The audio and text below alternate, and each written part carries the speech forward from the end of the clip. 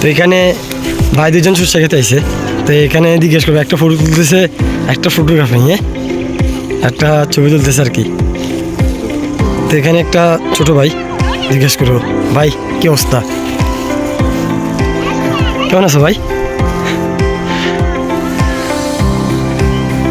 ভাইয়া আপনার কাছে সরষে খেতে কেমন লাগে? অসাধারণ।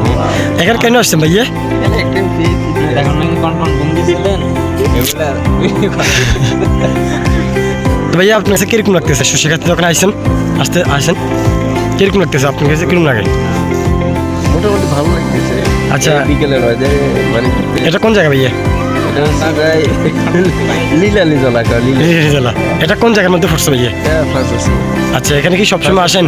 সবসময় কি আসেন নাকি? না না, মাঝে মধ্যে সবসময়। আচ্ছা, ধন্যবাদ ভাইয়া, কথা ভালো লাগলো। ভাইয়া আপনার নাম কি? এখানে কেন আসছেন ভাইয়া? ভাইয়া দিনে দেখে গেছি, এখন বিকেলবেলা দেখি এখানে ঘুমাইছিল আমার পুরো আচ্ছা, আপনার নাম কি?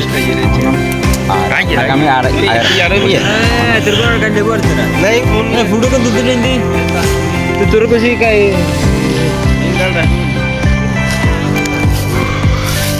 আলহামদুলিল্লাহ, এখান থেকে আমি আসছি এখানে আপনার এই সরষে খেতে।